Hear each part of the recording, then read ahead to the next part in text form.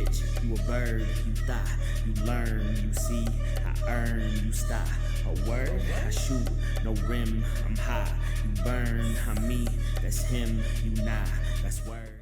Mike Owens here, today I'm joined by Victor El Magnifico Altamirano, who returns to action February 24th, UFC Mexico City, facing Felipe dos Santos. Vic, always a pleasure, my man. How are things for you today? Always a pleasure to you, Mike. We're doing great. We're doing awesome. I just got done training here in my morning session with James Vick. Tomorrow I got next gen with Chris Brennan, and we're excited. We're ready. We got a good camp. We got great teammates, some of which are fighting tomorrow, some of which are fighting a day before I do in the 24th. So it's a camp full of people who are also getting ready for a fight. So the ambience is good. It's ready, and it's, heavy with intensity and hunger to win.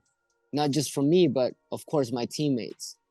How much of an influence has James Vick been on you? I mean, I know he's I think your striking coach at the moment, but James got to the highest level of the sport, main evented against Justin Gaethje. So how much of a positive influence has he been on your own skill set?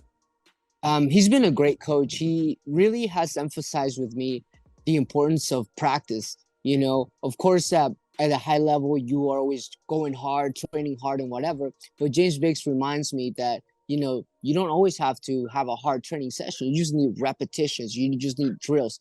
You already made it because you're not worried about working hard. Once you're here, now you have to make sure that you stay and upkeep the discipline that got you there, which are your drills, your constant repetitions, the boring hour and hour after hour of just the same technique being drilled over and over again.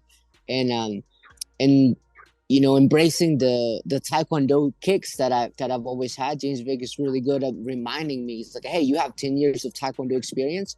Don't forget to use that. So I really appreciate him bringing that out of me. And with my gym now with Next Gen, with Chris Brennan and the striking coach there with Austin, is same thing. Austin really embraces, the awkward, it doesn't have to be, technical when it comes to ABCD. He acknowledges that every fighter is also its own artist, its own style, and he also helps me embrace that. And Chris Brennan, of course, the legend, the grappling guy that we have here. So super grateful to have him in my corner in my team, which is, really awesome to have, especially with a great team that I'm 100%. I checked your record before we jumped on, and you can correct me if I'm wrong, but I believe this is your first pro fight in Mexico. Yeah, this will be my first pro fight in Mexico, and I'm super excited about it. I've actually never fought outside the country, and the first time I'm doing it, it just happens to be not only in my home country, but also in my hometown of Mexico City, where I was born and raised for the first half of my life. How often do you travel back to Mexico out of interest? As often as I can. So for the first 20 years that I lived in the US, I wasn't of legal status to travel anywhere outside the country. Once I got married, then I was able to do so. And ever since then, I've been going at least twice a year just to see my family, not necessarily always for vacation, but just to be there with them and reconnect with, the people who are my people. And this time I get to go do that and also do what I've dedicated my life once I left my home, and then do it at home. What are your emotions being able to fight in front of your hometown, as you mentioned, in front of your home people? I know that Texas obviously has a lot of emotion, and you've fought there many times. What does it feel like to be able to be a couple of weeks away from fighting in your actual home country? Well, of course I'm excited. I'm really happy. I'm really, emotional about it. But above everything, I'm focused.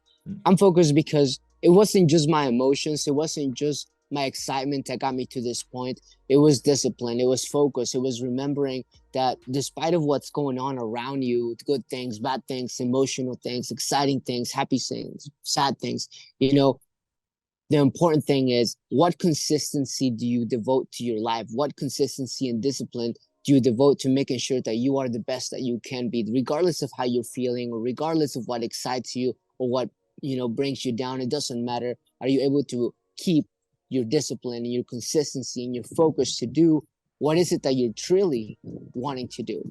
And so above the excitement, I'm focused on the task at hand.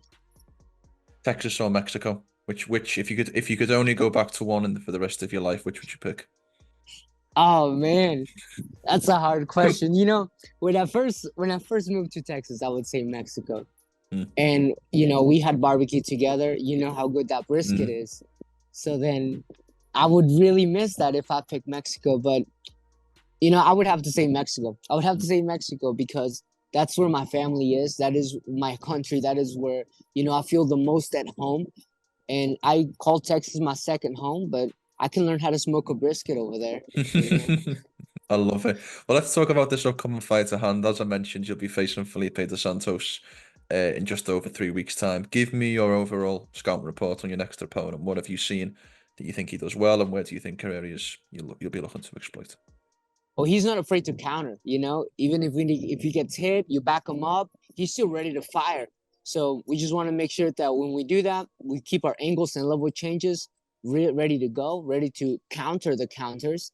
And he has a good volume with knees. So it means be careful when you change levels, but it also means easy leg takedowns. You know, you can snatch that knee, go for a takedown, and you know, the grapple engagement can come easy from there. So the knees present danger, yes, but they also present an opportunity for easy takedowns. The counter to the counter is what we're looking for, and maintaining the pressure, always being aware that he's going to be a dangerous fighter up until he's hurt. And you know, we're just excited about it. We know he's an orthodox fighter. We may match him and then stay orthodox to orthodox. We're able to be disciplined enough to do that. And we're also versatile enough to switch to have an open stance southpaw to orthodox. So when it comes to versatility, we are not worried about it. We just need to upkeep the volume and get ready for countering the counters.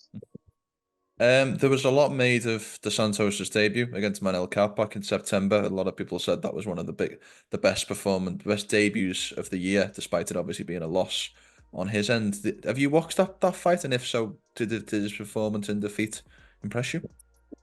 I did watch the fight. Yeah, it was a good fight. Yeah, Kape, I was hearing, was expecting it to be an easy match, but you know, Brazilians don't give you easy matches. Even if you think they're not up to par with skill, they're gonna go out there and they're gonna fight to the very last minute. So I was really impressed with the volume that he upkept, even though he was, you know, losing some of the strikings. Kape's power was really making sure that it was landing, and every time Kape would land, he seemed to feel it. He seemed to be hurt, but he kept going forward regardless. So that's something that's admirable. That's something that I take into account, knowing that a hard strike is not going to be enough to finish him. So more than one is going to be sufficient. It has to be volume, it has to be pace, and it has to be a relentless, overwhelming amount of hard strikes. It's not just going to be one. It's going to be just one after another after another.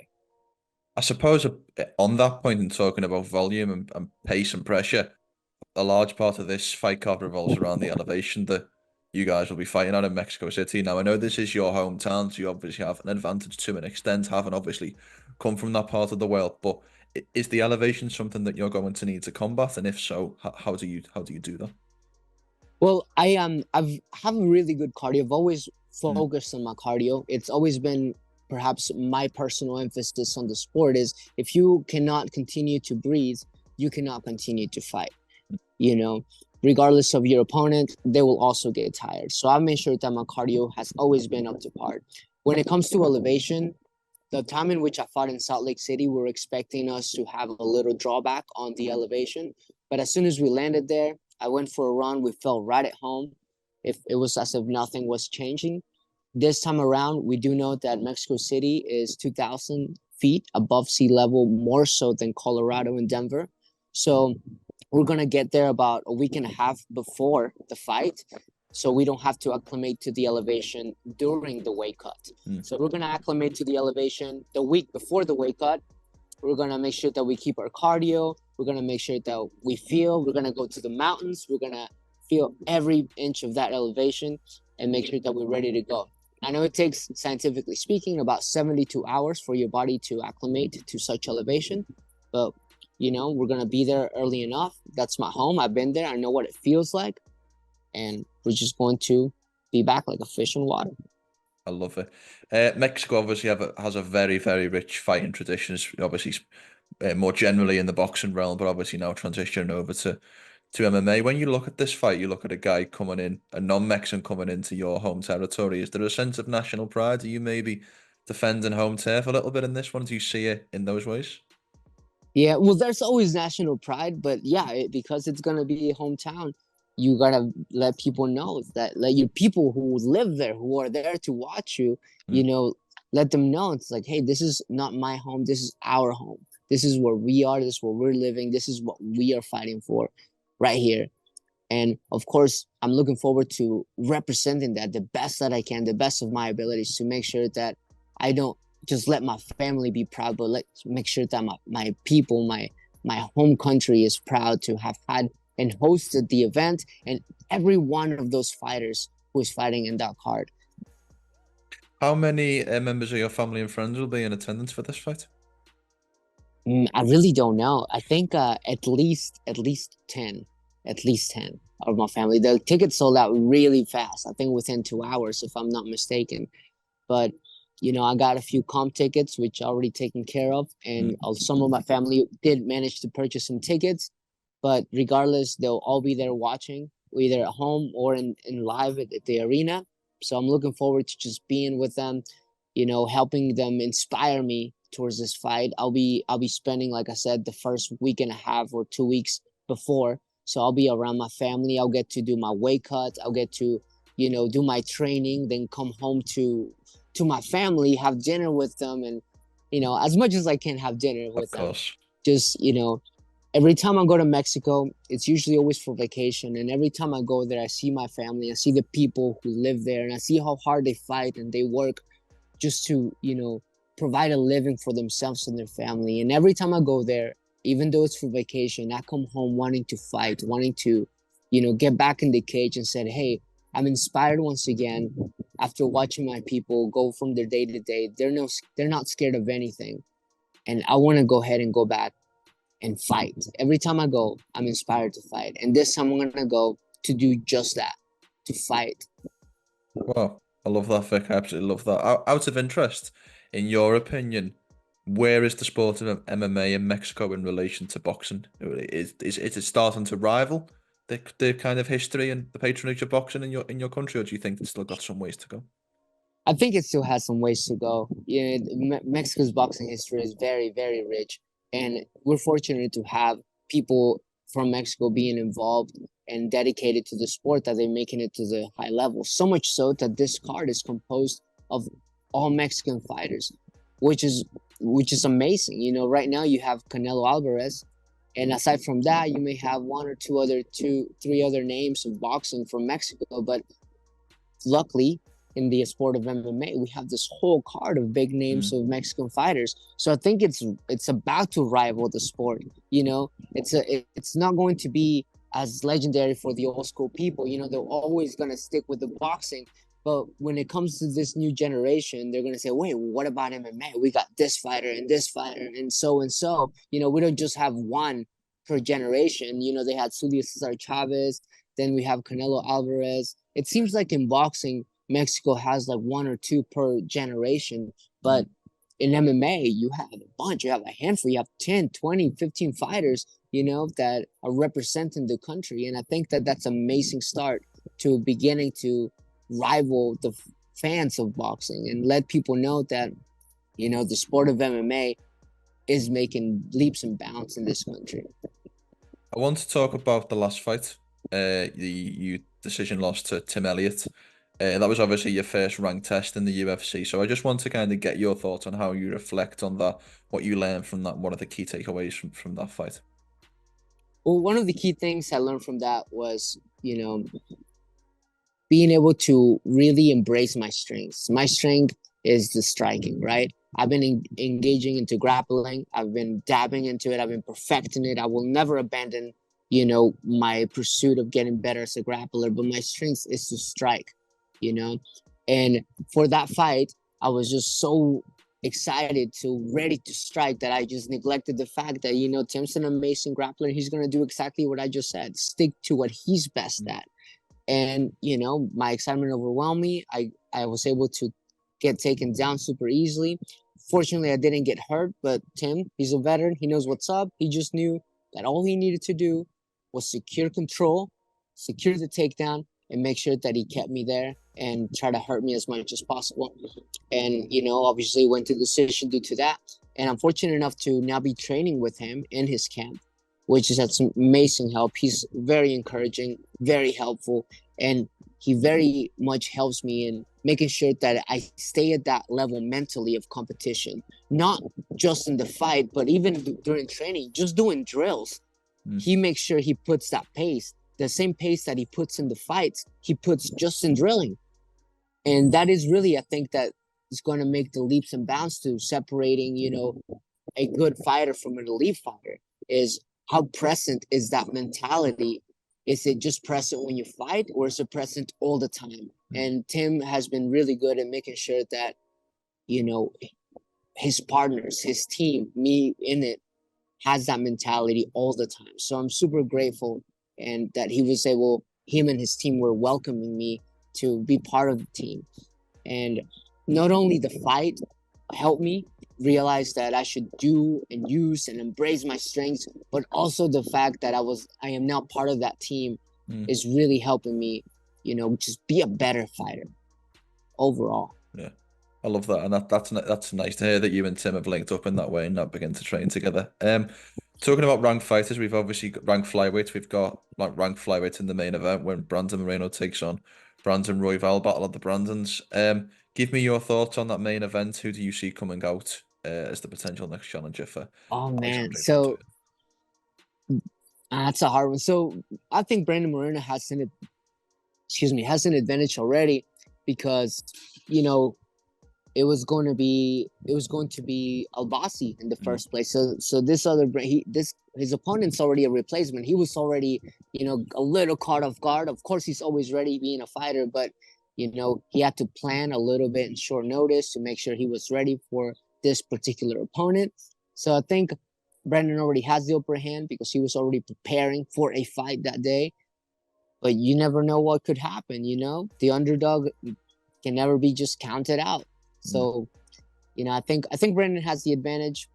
Moreno has the advantage, but we'll see what happens.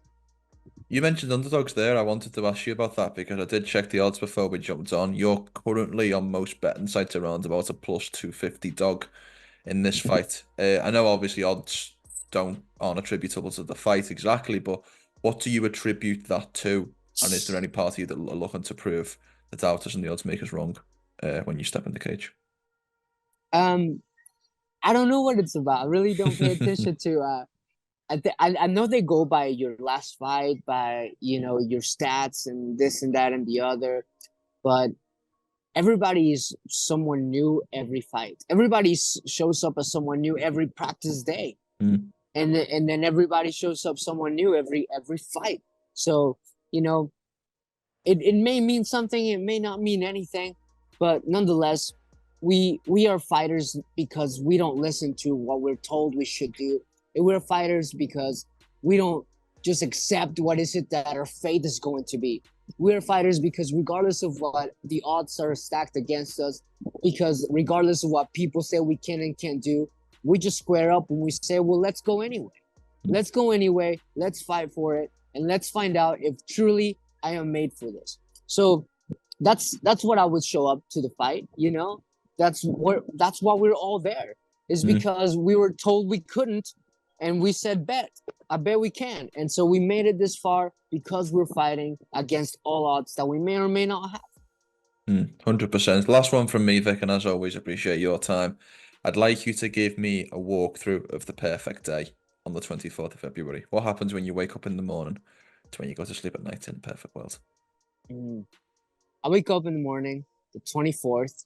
I go for a light run, feeling that elevation, Mexican air, getting ready, getting my lungs ready, my heart pumping. Then go home, eat some breakfast, something light, keep drinking my water, keep enjoying the present, keep really enjoying the scenery of the place, the world where I'll be surrounded by. Head to the arena, get suited up, get warmed up, walk out, listen to those amazing people, listen to those amazing yells and whistles, and then hear the bell and get lost in victory. I love it. Vic, it's always a pleasure to catch up. It really is. It was even better to catch up in person back in December in Austin and get some good barbecue with you, my friend. Have a great rest of your training camp. I look forward to seeing you back in action in a Thank you, couple of weeks' Mike. time. Always a pleasure as well, brother.